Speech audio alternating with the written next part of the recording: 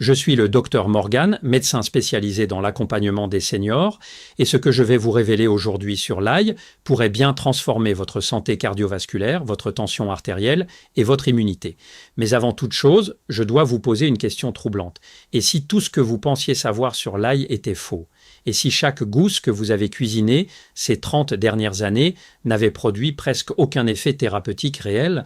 Je sais que cela peut sembler brutal, mais restez avec moi, car ce que la science médicale a découvert sur l'ail va probablement vous choquer.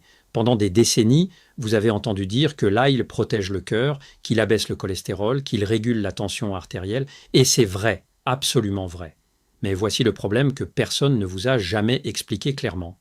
La façon dont vous préparez l'ail détermine si vous consommez un aliment thérapeutique puissant ou simplement un condiment au goût prononcé. Et la différence entre ces deux réalités tient à quelques gestes simples que 90% des gens ignorent complètement. Laissez-moi vous raconter l'histoire de M. Bernard, 68 ans, un de mes patients qui m'a consulté il y a quelques années pour une hypertension modérée. Il avait lu partout que l'ail était excellent pour la tension. Alors il en consommait religieusement, chaque jour, dans ses plats, dans ses sauces, partout. Pourtant, sa tension restait obstinément élevée. Quand je lui ai demandé comment il préparait son ail, il m'a regardé avec étonnement. Il le jetait directement dans l'huile chaude, comme tout le monde, non? C'est là que j'ai compris. Monsieur Bernard faisait exactement ce que font des millions de personnes. Il détruisait les composés actifs de l'ail avant même qu'il n'ait eu le temps de se former. Nous avons changé une seule chose dans sa routine, une seule. Et en 3 mois, sa tension systolique avait baissé de 7 mm de mercure, sans aucun médicament supplémentaire, juste en préparant l'ail correctement. Alors, qu'est-ce qui se passe réellement dans une gousse d'ail quand vous la coupez? Comprenez bien ceci, car c'est absolument fondamental. L'ail intact, non coupé, ne contient aucun composé thérapeutique actif, aucun. Ce qui rend l'ail médicinal, c'est une molécule appelée allicine. Et l'allicine n'existe pas naturellement dans l'ail. Elle doit être créée. À l'intérieur de chaque gousse d'ail, il y a 2 composants séparés. Le premier s'appelle l'alliine, c'est un acide aminé soufré. Le second est une enzyme, l'alliinase. Ces 2 éléments vivent dans des compartiments cellulaires différents. Ils ne se rencontrent jamais tant que la gousse reste intacte. Mais au moment précis où vous écrasez, hachez ou tranchez l'ail, vous brisez les parois cellulaires. L'alline et l'allinase se mélangent enfin. Et c'est là que la magie commence. L'enzyme allinase transforme l'alline en allicine. Cette réaction biochimique est ce qui donne à l'ail son odeur piquante caractéristique. C'est aussi ce qui crée ses propriétés cardiovasculaires, anti-inflammatoires et antimicrobiennes. Sans cette réaction, vous avez simplement du légume aromatique. Avec cette réaction, vous avez un médicament naturel puissant. Maintenant, voici le problème que la plupart des gens ne comprennent pas. Cette réaction enzymatique prend du temps. Elle ne se produit pas instantanément. Les chercheurs ont découvert qu'il faut environ 10 minutes pour que la conversion soit complète, 10 minutes pendant lesquelles l'ail haché doit reposer, exposé à l'air à température ambiante. Pendant ces 10 minutes, l'enzyme fait son travail, elle transforme progressivement l'alline en allicine, et une fois que l'allicine est formée, elle devient beaucoup plus résistante à la chaleur, mais si vous hachez votre ail et que vous le jetez immédiatement dans une poêle chaude, vous détruisez l'enzyme avant qu'elle n'ait pu faire son travail. La chaleur intense désactive l'allinase instantanément. La conversion ne se produit jamais. Vous vous retrouvez avec de l'ail qui a le goût de l'ail, mais qui ne contient presque aucune allicine. C'est exactement ce que faisait M. Bernard, et c'est probablement ce que vous faites aussi. Une étude publiée dans le Journal of Nutrition en 2001 a démontré cela de manière irréfutable. Les chercheurs ont préparé de l'ail de 2 façons différentes. Dans le premier groupe, ils ont écrasé l'ail et l'ont immédiatement chauffé. Dans le second groupe, ils ont écrasé l'ail, l'ont laissé reposer 10 minutes, puis l'ont chauffé dans les mêmes conditions. Ensuite, ils ont testé la capacité de ces 2 préparations à inhiber la croissance de cellules cancéreuses en laboratoire. Les résultats étaient stupéfiants. L'ail chauffé immédiatement n'avait aucun effet anticancéreux, aucun. L'ail qui avait reposé 10 minutes avant cuisson conservait presque toute son activité thérapeutique, même après cuisson. La différence était dramatique. 10 minutes de repos avaient permis à l'allicine de se former complètement. Et une fois formée, cette molécule résistait beaucoup mieux à la chaleur. Ce n'est pas une petite différence. C'est la différence entre un aliment actif et un aliment inerte. Maintenant, parlons de ce qui se passe dans votre corps quand vous consommez de l'ail correctement préparé.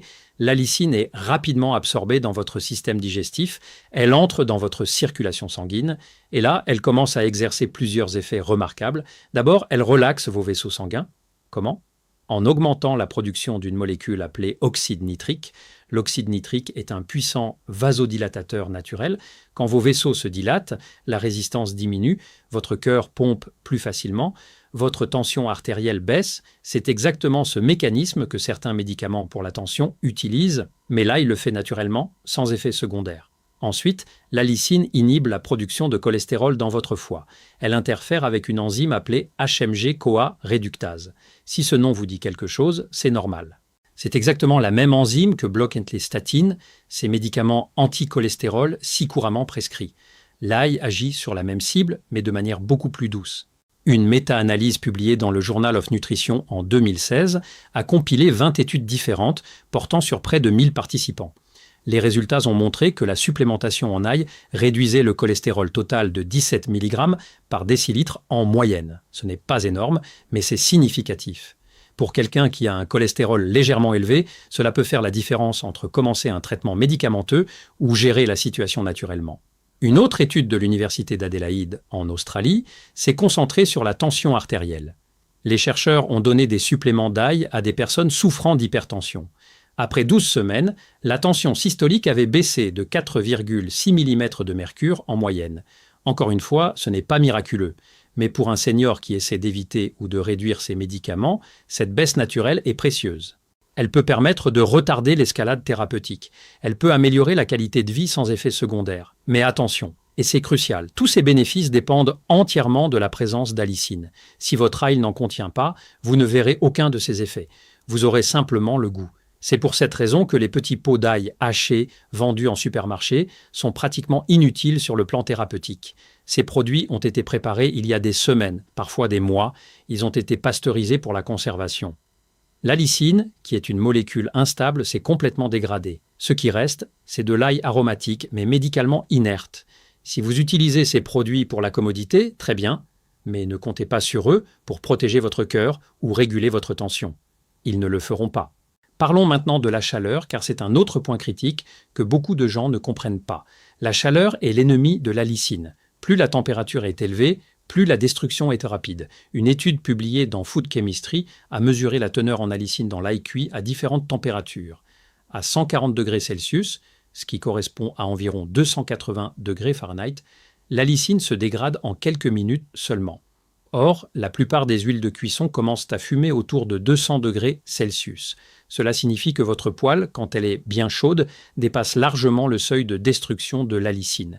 Si vous jetez votre ail haché dans cette poêle brûlante comme le font 90% des cuisiniers, vous anéantissez instantanément les composés thérapeutiques. Le parfum reste, le goût reste, mais les bénéfices santé disparaissent dans la fumée. Alors, que faire ? La solution est simple, mais elle demande un petit changement d'habitude. Quand vous cuisinez, hachez votre ail en premier, puis laissez-le reposer sur votre planche à découper pendant 10 minutes. Pendant ce temps, préparez vos autres ingrédients, lavez vos légumes, mesurez vos épices, sortez vos ustensiles. Après ces 10 minutes, l'allicine est formée. Maintenant, vous pouvez cuire votre ail, mais faites-le intelligemment. Ne le jetez pas dans l'huile brûlante, ajoutez-le vers la fin de la cuisson, quand la température a légèrement baissé. Pour les soupes ou les ragoûts, incorporez l'ail haché dans les 5 dernières minutes de cuisson. Pour les légumes sautés, ajoutez l'ail quand les légumes sont presque cuits. Faites-le revenir juste jusqu'à ce qu'ils deviennent parfumés, pas plus de 30 à 60 secondes. Cette approche préserve beaucoup plus d'allicine tout en vous donnant la saveur que vous recherchez. Mieux encore, si vous pouvez tolérer l'ail cru, c'est l'option optimale. L'ail cru haché et reposé 10 minutes contient les niveaux les plus élevés d'allicine. Vous pouvez l'incorporer dans des vinaigrettes pour salade. Vous pouvez le mélanger à du houmous. Vous pouvez l'ajouter à du guacamole ou le mélanger à de l'huile d'olive pour tremper votre pain. Si l'ail cru est trop fort pour vous, commencez par de très petites quantités. 1/4 de gousse finement hachée mélangée à d'autres aliments. Votre palais s'adaptera progressivement et votre système cardiovasculaire vous remerciera. Maintenant, abordons un sujet important pour les seniors, les interactions médicamenteuses. L'ail n'est pas un aliment inoffensif sans conséquence. Il agit sur votre physiologie. Et quand quelque chose agit sur votre physiologie, il peut interagir avec vos médicaments. L'interaction la plus préoccupante concerne les anticoagulants. Si vous prenez de la warfarine, de l'aspirine à dose thérapeutique, du clopidogrel ou tout autre médicament qui fluidifie le sang, vous devez être prudent avec l'ail. Pourquoi ? Parce que l'ail possède lui aussi des propriétés antiplaquettaires.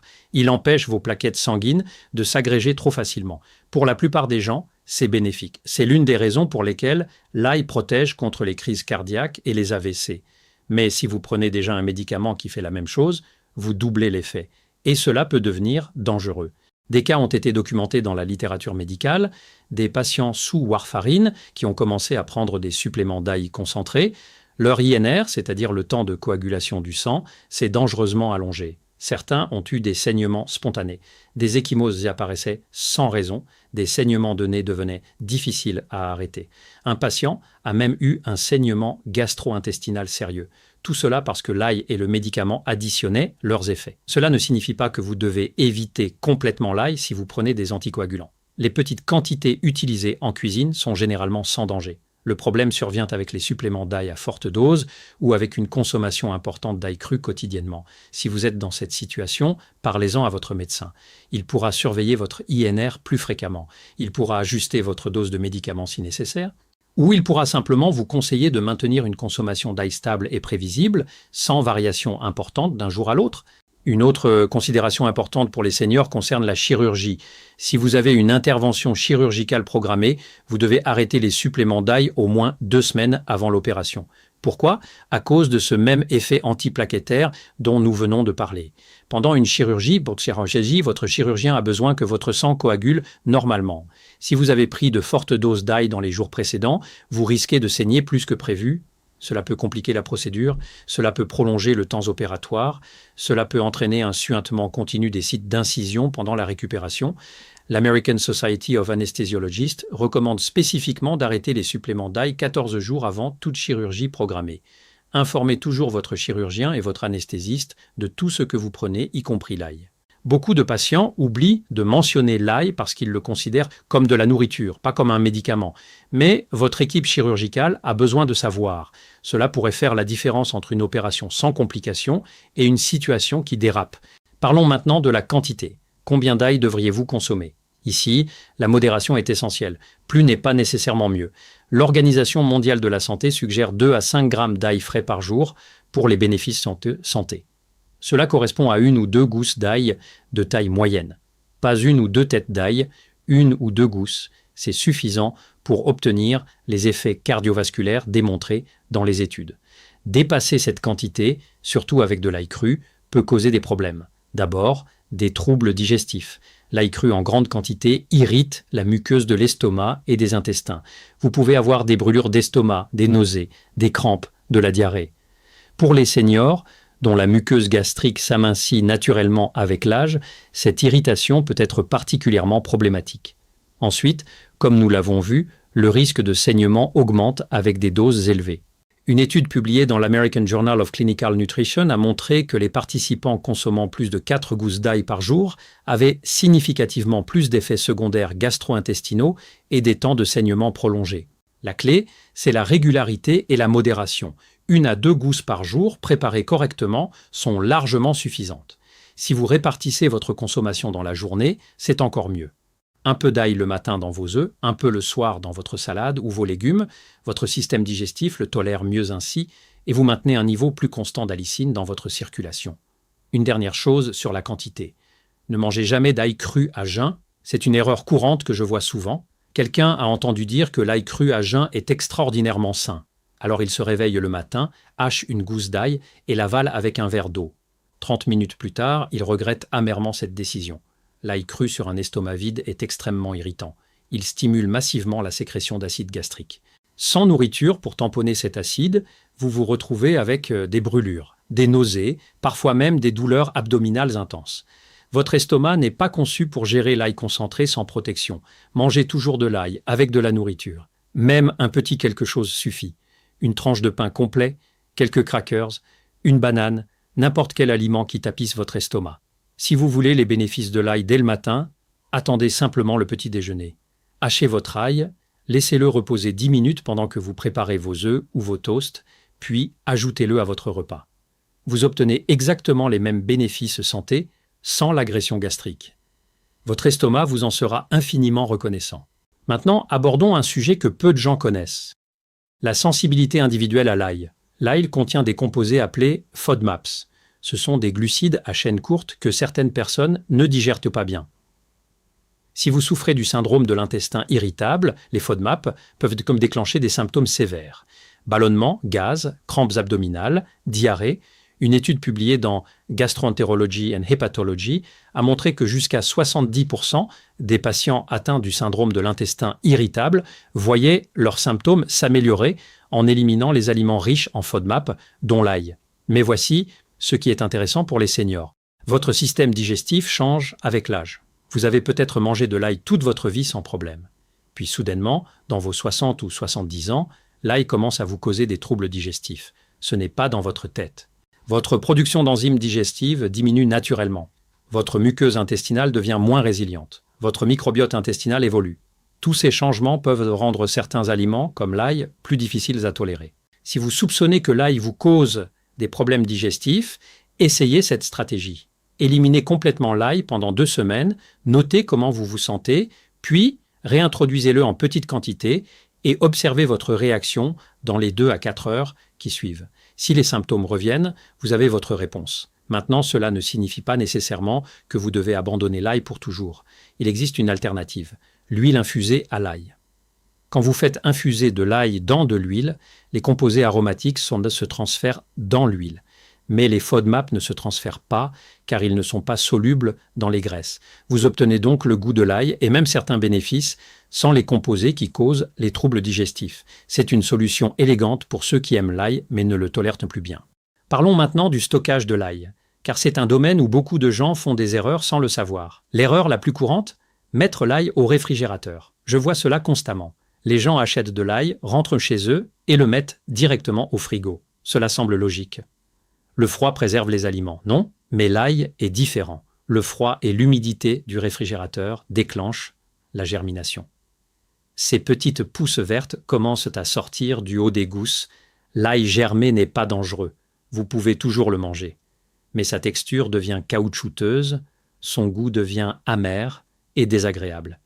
Et vous perdez une partie de la fraîcheur piquante qui rend l'ail si merveilleux. La meilleure façon de stocker l'ail entier, c'est à température ambiante, dans un endroit sec, sombre, avec une bonne circulation d'air. Un panier sur le comptoir, loin de la lumière directe du soleil, fonctionne parfaitement. Une étagère de garde-manger est encore mieux. Dans ces conditions, une tête d'ail entière se conservera plusieurs mois. Oui, plusieurs mois. L'ail est remarquablement stable quand il est stocké correctement. Une fois que vous cassez la tête et séparez les gousses individuelles, elles se conservent encore 1 semaine à 10 jours à température ambiante. Ce n'est qu'après avoir pelé ou haché l'ail que la réfrigération devient nécessaire. L'ail haché peut aller dans un récipient hermétique au réfrigérateur pour peut-être 2 jours maximum. Mais honnêtement, c'est toujours mieux frais. Les composés bénéfiques commencent à se dégrader immédiatement après que vous ayez coupé l'ail.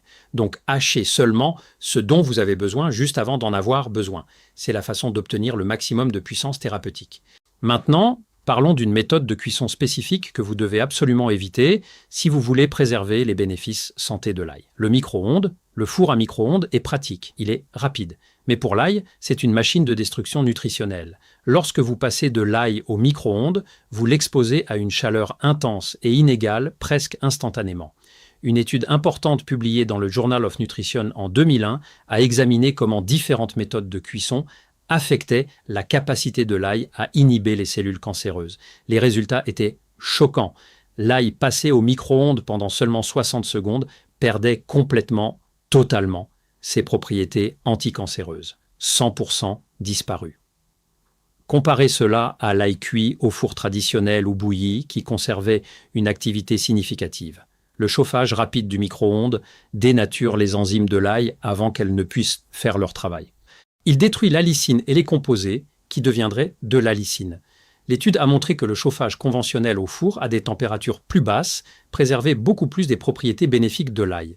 Si vous devez absolument utiliser un micro-ondes dans votre cuisine, ajoutez l'ail après. Passez vos autres ingrédients au micro-ondes, puis incorporez de l'ail frais haché à la fin. Ou ajoutez simplement de l'ail émincé à des plats qui refroidissent légèrement. Une autre excellente option est de rôtir l'ail au four traditionnel. Coupez le haut d'une tête entière arrosé d'huile d'olive, enveloppé dans du papier aluminium et faites cuire à 200 degrés pendant environ 40 minutes. La chaleur lente est plus douce sur les composés bénéfiques et l'ail rôti qui en résulte, doux et caramélisé, est absolument délicieux sur du pain ou mélangé à de la purée de pommes de terre. Avant de conclure, je veux vous parler d'une réalité que vous devez comprendre. Les suppléments d'ail ne sont pas tous égaux. En fait, beaucoup sont pratiquement inutiles. Le marché des suppléments n'est pas aussi bien régulé que celui des médicaments. Les fabricants peuvent faire des allégations qui ne sont pas toujours vérifiées. Certains suppléments d'ail prétendent contenir des quantités élevées d'allicine, mais l'allicine est instable, elle se dégrade rapidement, à moins que le supplément n'utilise une technologie spéciale pour stabiliser l'allicine, ce qui est coûteux, il est probable que la capsule contienne très peu d'allicine active au moment où vous la prenez. Des tests indépendants ont révélé que de nombreux suppléments d'ail du commerce contenaient beaucoup moins d'allicine que ce qui était indiqué sur l'étiquette. Parfois, ils n'en contenaient aucune trace. Vous payez pour quelque chose qui ne vous donne presque aucun bénéfice. Si vous décidez de prendre des suppléments d'ail, choisissez des marques réputées qui ont été testées par des tiers indépendants, recherchez des suppléments qui précisent le contenu en allicine et qui utilisent un enrobage entérique pour protéger l'ail de l'acide gastrique. Mais honnêtement, l'ail frais, correctement préparé, reste toujours l'option supérieure. C'est moins cher, c'est plus efficace, et vous savez exactement ce que vous consommez. Récapitulons maintenant tout ce que nous avons couvert, car ces informations peuvent littéralement changer votre santé cardiovasculaire. Premièrement, et c'est de loin le plus important, toujours laisser l'ail écrasé ou haché reposer 10 minutes avant de le cuire ou de le consommer. Ces 10 minutes permettent à l'enzyme alinase de convertir l'aline en allicine. Sans ce temps de repos, vous détruisez l'enzyme avant qu'elle n'ait pu créer le composé thérapeutique. Cette seule habitude transforme l'ail d'un simple condiment en véritable médicament naturel. Deuxièmement, ne jetez jamais d'ail dans une poêle brûlante. La chaleur intense détruit l'allicine presque instantanément. Ajoutez l'ail vers la fin de la cuisson, quand la température a légèrement baissé, ou mieux encore, consommez-le cru dans des salades, des vinaigrettes, du houmous. Troisièmement, évitez complètement le micro-ondes pour l'ail. Cette méthode de cuisson dénature les enzymes et détruit les composés bénéfiques en quelques secondes. Utilisez plutôt le four traditionnel si vous devez cuire l'ail. Quatrièmement, si vous avez une chirurgie prévue, arrêtez les suppléments d'ail au moins 2 semaines avant. L'ail affecte la coagulation sanguine et votre chirurgien a besoin que votre sang coagule normalement pendant l'opération. Cinquièmement, ne mangez jamais d'ail cru à jeun. L'ail cru sur un estomac vide est extrêmement irritant et peut causer des brûlures, des nausées et des crampes sévères. Mangez toujours de l'ail avec au moins un peu de nourriture. Sixièmement, soyez extrêmement prudent si vous prenez des anticoagulants comme la warfarine, l'aspirine à dose thérapeutique ou le clopidogrel. L'ail a des propriétés antiplaquettaires qui peuvent s'additionner aux effets de ces médicaments et augmenter dangereusement le risque de saignement. Parlez-en toujours à votre médecin. Septièmement, gardez votre consommation modérée. 1 à 2 gousses par jour suffisent dans lait pour obtenir les bénéfices de santé. Plus que cela, surtout cru, peut causer des troubles digestifs et augmenter les risques de saignement. Huitièmement, évitez les petits pots d'ail haché du commerce. Ils sont pratiques, mais ils contiennent très peu ou pas d'allicine active. L'allicine s'est dégradée pendant le stockage. Utilisez toujours de l'ail frais pour les bénéfices santé. Neuvièmement, stockez vos têtes d'ail entières à température ambiante, dans un endroit sec et sombre, pas au réfrigérateur. Le froid déclenche la germination et altère la texture et le goût. Dixièmement, écoutez votre corps. Si l'ail vous cause des problèmes digestifs, vous pourriez avoir une sensibilité au FODMAP. Essayez l'huile infusée à l'ail comme alternative ou réduisez simplement votre consommation. Ces 10 principes, appliqués consciencieusement, feront de l'ail un allié puissant pour votre santé cardiovasculaire, votre tension artérielle, votre cholestérol et votre immunité. La science est absolument claire là-dessus. L'ail fonctionne. Mais il ne fonctionne que si vous le préparez correctement. Vous avez maintenant toutes les connaissances nécessaires. Vous comprenez la biochimie, vous comprenez les erreurs à éviter, vous comprenez comment maximiser les bénéfices tout en minimisant les risques. C'est entre vos mains maintenant. La prochaine fois que vous préparez de l'ail, rappelez-vous ces 10 minutes de repos. Hachez votre ail, posez-le sur la planche à découper et occupez-vous d'autre chose pendant 10 minutes. C'est un tout petit changement, mais les implications pour votre santé sont immenses.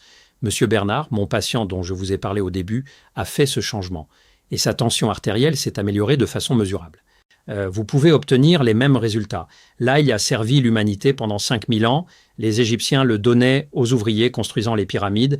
Les athlètes grecs le mangeaient avant les compétitions olympiques. La recherche moderne continue de prouver que nos ancêtres avaient raison. L'ail est un médicament naturel extraordinaire, mais seulement si vous savez comment l'utiliser.